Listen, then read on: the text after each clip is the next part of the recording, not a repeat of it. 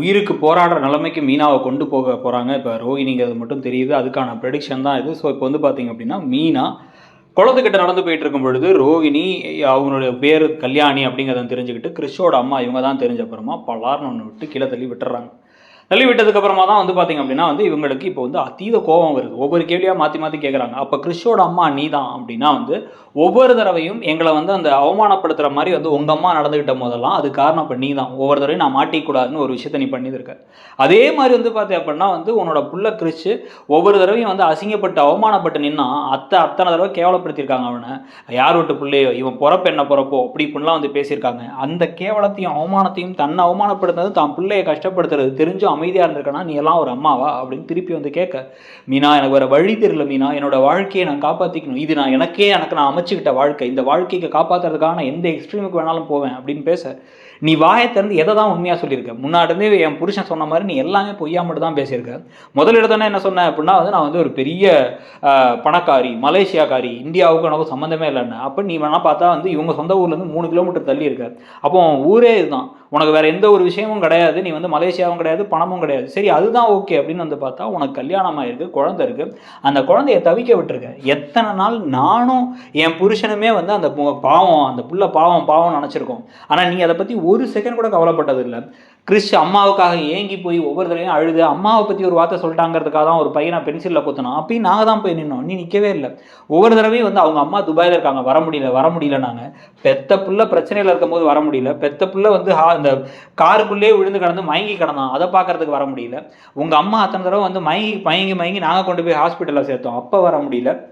நீ எல்லாம் ஒரு மனுஷ ஜென்மமா அப்படின்னு கேட்க, என்னோட வாழ்க்கை எனக்கு முக்கியம், ரொம்ப ஓவராக பேசுகிறீங்க மீனா அப்படின்னா சரி நான் ஓவராக பேசுகிறேன்னா நான்லாம் ரொம்ப கம்மியாக பேசுகிறேன். நான் போய் இப்போ இந்த விஷயத்தை என்ன பண்ணுறேன் அப்படின்னா உடனடியாக அத்தைக்கிட்டையும் மாமாக்கிட்டையும் மனோஜ்கிட்டையும் சொல்கிறேன், நம்ம குடும்பத்தில் எல்லாரும் என்னை விட எவ்வளோ ஓவராக பேசுகிறாங்க அப்படிங்கிறத பார்க்கலாம் அப்படின்னு இப்போ மீனா சொல்ல, மீனா ப்ளீஸ் மீனா, என் பொண்ணோட வாழ்க்கையே போய்டும் மீனா அப்படின்னு இந்த அம்மா வேற இந்த ரோஹிணியோட அம்மா கெஞ்ச ஆரம்பிக்கச்சி, நீங்கள் பேசாதீங்க, முதல்ல உங்கள் மேலே எவ்வளோ மரியாதை வச்சுருந்தோம், ஒரு வார்த்தை நீங்கள் சொன்னீங்களா? நீங்கள் சொல்லியிருந்தா கூட இதுதான் தான் இது நடந்துச்சு இந்த கல்யாணம் அப்படிங்கிற மாதிரி சொல்லியிருந்தா கூட நம்ம யோசிச்சிருந்துருக்கலாம். ஆனால் நீங்கள் என்னையும் என் புருஷனையும் அவமானப்படுத்தி என் பொண்ணுக்கு அதெல்லாம் விருப்பம் இல்லை, என் பொண்ணுக்கு விருப்பம் இல்லை, நீங்கள் உங்கள் பொண்ணு எங்கள் வீட்டில் தான் போய் சொல்லிட்டு உட்காந்துருக்குங்கிற வார்த்தையவே நீங்கள் சொல்லவே இல்லையே, அப்போ நீங்கள் எவ்வளோ பெரிய திருடியாக இருப்பீங்க உங்கள் பிள்ளைய விட அப்படிங்க. மீனா எங்கள் அம்மாவை விட்டுரு அப்படின்னு சொல்ல, என்ன உங்கள் அம்மாவை விட்டுரு, அத்தனை பேர் தான். அப்போ கிறிஷ் டேய் நீ கூட என்னை ஏமாத்திருக்கல, எத்தனை தடவை அம்மா எங்கன்னு கேட்டிருக்கேன், உனக்கு அம்மா எங்கே இருக்காங்கன்னு தெரியும். அதே வீட்டில் உட்காந்துக்கிட்டு அப்படியே உங்கள் அம்மாவை திருன்னு பார்த்துட்டு எங்கள் அம்மா துபாயில் இருக்காங்க, துபாயிலேருந்து வரும்போது எனக்கு சாக்லேட் வாங்கிட்டு வருவாங்க அப்படின்னு கடலை மிட்டாய் வாங்கிட்டு வருவாங்கலாம் வசனம் விட்டுட்டு இருந்தேன்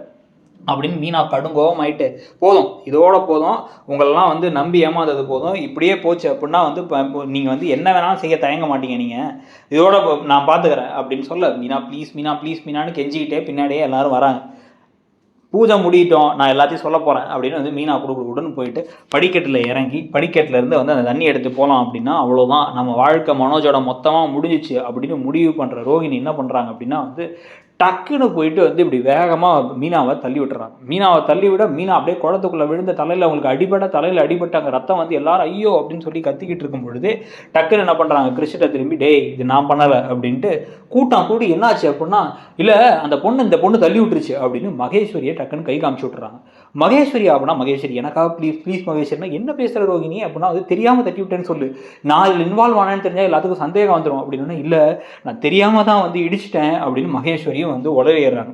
இப்போ மகேஸ்வரி மேலே மொத்த படியும் மாற்றி விட்டுட்டு நம்ம அப்படியே எஸ்கேப் ஆயிடலாம் அப்படின்னு முடிவு பண்ணுற ரோஹிணி இப்போ இந்த இடத்த காலி பண்ணி போயிட்டு அப்படியே ஒன்றுமே தெரியாத மாதிரி நிற்க, மற்றவங்கெல்லாம் அங்கே கூடி என்னாச்சு ஏதாச்சுன்னு பார்க்கும்பொழுது அந்த கூட்டத்தை பார்த்து அதுக்கப்புறம் அண்ணாமலை, விஜயா, இவங்க முத்து எல்லாரும் பார்க்க அப்படியே கிறிஷ் கட்டி பிடிச்சி ரோஹிணி என்ன பண்ணுறாங்க அப்படின்னா இந்த இடத்த காலி பண்ணி நீ போயிடு அப்படின்னு அவங்க அனுப்பிவிட்டுட்டு, ஐயோ மீனா என்னாச்சு அப்படின்னு அப்படியே எல்லாரும் தூக்குற மாதிரி தூக்க மீனாவுக்கு தலையில் அடிபட்டு சுயநினைவு இல்லாமல் இருக்காங்க.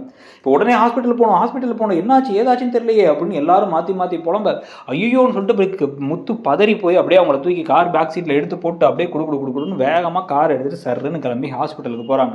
ஆனால் ஹாஸ்பிட்டலுக்கு போனதுக்கப்புறம் தான் பார்த்தீங்க அப்படின்னா இப்போ அவங்க எல்லாத்துக்குமே மிகப்பெரிய அதிர்ச்சி அடுத்தடுத்து காத்துக்கிட்டு இருக்கு. என்ன அப்படின்னா இன்னுமே மீனா சுயநினைவு இல்லாமல் தான் இருக்காங்க. மீனா சுயநினைவு திரும்புறதுக்குள்ளார மீனாவை மொத்தமாக காலி பண்ணிடலாமான்னு ரோஹிணி யோசிச்சுட்டு இருக்க. ஆனால் அவங்க சுயநினைவு திரும்புறதுக்கு லேட் ஆகும். ஏன்னா இவங்க நீங்கள் தான் உங்களுடைய ஹஸ்பண்டாக கொஞ்சம் உள்ளர வாங்க அப்படின்னு கூட்டிட்டு போய் உட்கார வச்சு டாக்டர்ஸ் என்ன சொல்கிறாங்க அப்படின்னா மீனாவுக்கு தலையில் அடிபட்டிருக்கு. உங்களுக்கு தலையில் அடிபட்டதில் வந்து அவங்க கோமாவுக்கு போயிருக்காங்க. இது எத்தனை நாள் அவங்க திருப்பி வருவாங்க, எப்போ சரியாவாங்கங்கிறது சொல்ல முடியாது. அதே சமயத்தில் கோமாவிலேருந்து அவங்க மீண்டு வந்ததுக்கப்புறமும் அவங்களுடைய உடல்நிலையில் மனநிலையில் என்னென்ன பாதிப்புகள் இருக்குங்கிறத போக போக அசஸ் பண்ணால் தான் தெரியும். ஏன்னா தலையில் பெருசாக அவங்களுக்கு அடிபட்டிருக்கு, என்ன ஆச்சுங்கிறது யாருக்கும் தெரியல. அதனால் வந்து இப்போ டாக்டர்ஸாக இருந்தாலும் நாங்களும் வந்து ஒன்றும் கடவுள் கிடையாது, அதில் கொஞ்சம் வந்து வெயிட் பண்ணுங்கள். நாங்கள் வந்து அவங்கள ஆனால் அவங்க ஆபத்தான இடத்துல நிறைய தாண்டிட்டாங்க, உயிருக்கு வந்து போராடுற மாதிரிலாம் இல்லை. ஆனால் அவங்களுக்கு என்ன பாதிப்பு இதனால் ஏற்பட்டிருக்குங்கிறத பார்க்கணும். ஏன்னா பின்மண்டையில் பலமாக அடிச்சிருக்கு. அது கோயில் கல் வேறு, கோயில் கல் ரொம்ப ஸ்ட்ராங்கான கல் அப்படின்லாம் வந்து பேச ரோகிணி அப்படியே கேட்டே வந்து ரோகிணி இதெல்லாம் வந்து வெளில முத்து சொல்லும்போது அப்படியே கேட்டே இருக்காங்க. அப்போ அடா இப்போதைக்கு கோமாவில் இருக்க போகிறா, கோமாவில் இருக்கும் போதே வந்து என்ன பண்ணலாம், இப்போ வேணா இப்போ சாமி ஏதாச்சும் நான் பண்ணி இப்போ ஆளே காலி ஆகிடுவான்னு பார்த்தா இப்படி வந்து பொழைச்சி வந்துட்டா இப்போ என்ன பண்ணுறது, நம்ம வந்து இங்கே வச்சு கொலையெல்லாம் பண்ண முடியாது, இங்கே முத்து கூடவே தான் இருக்க போகிறாரு, அப்படியே ராத்திரி பகலா நம்ம தள்ளி விட்டோம், இன்னும் கொஞ்சம் ஃபோர்ஸாக தள்ளி விட்டுருக்கலாமா அப்படிங்கிற மாதிரிலாம் யோசிச்சுட்டு இருக்க. இப்போ இந்த சமயத்தில் டாக்டர் ஒருத்தர் வந்து செக் பண்ணி பார்த்துட்டு கொஞ்சம் கொஞ்சமாக அவங்க சுயநினைவு திரும்புது.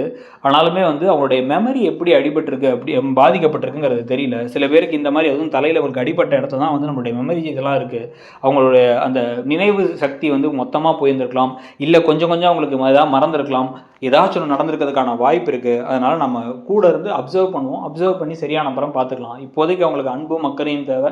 அவங்க கூடயே இருந்து அவங்கள்ட்ட பேசிக்கிட்டே இருங்க. பாதி கோமாவில் இருந்தால் கூட அவங்களுக்கு விஷயங்கள்லாம் கேட்கும், நீங்கள் பேசுகிறத பேசிகிட்டு இருங்க அப்படின்னு சொல்லிட்டு போக. இப்போ முத்து அழுதுகிட்டே வந்து மீனா என்னை விட்டு போயிடாத மீனா, நீ இல்லைனா என்னால் நீ இல்லாத வாழ்க்கையினால் வந்து நினச்சே பார்க்க முடியாது மீனா அப்படின்னு சொல்லிட்டு இருக்க. இந்த பக்கம் விஜயாவுக்கு கூட கண்ணு கொஞ்சம் லைட்டாக கலங்கிடுது, ஐயோ என்ன மீனா அப்படி இருக்காங்க அப்படின்னு சொல்லிட்டு. ஏன்னா அவங்களாம் வெறுத்தாள்.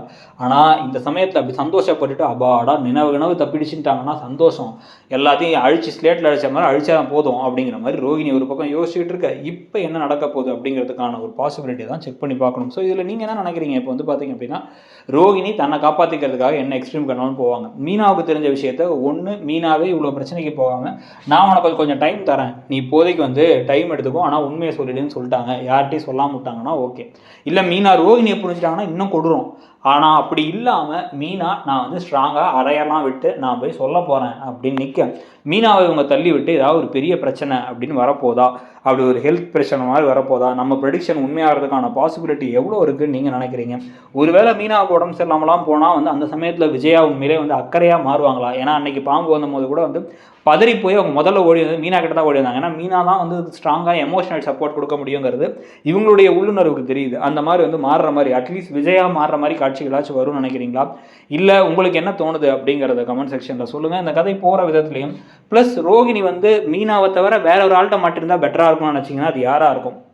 முத்துவா, ஸ்ருதியா, விஜயாவா, இல்லை மனோஜா அப்படிங்கிறதையும் சொல்லுங்கள். அப்படியே மறக்காமல் இடம்பொருள் சேனலையும் சப்ஸ்கிரைப் பண்ணிவிட்டு நம்மளுடைய சேனலில் இடம்பொருளில் வந்து இந்த மாதிரி நிறைய ப்ரெடிக்ஷன்ஸ் போட்டிருக்கோம், மற்ற ப்ரெடிக்ஷன்ஸையும் பாருங்கள். உங்களுக்கு வேறு எந்த சீரியலோட ப்ரெடிக்ஷன் இருந்தால் நல்லாயிருக்கும்னு நினைக்கிறீங்கிறதையும் சொல்லிவிட்டு மறக்காமல் நம்ம சேனலை சப்ஸ்கிரைப் பண்ணிக்கோங்க. தேங்க்யூ.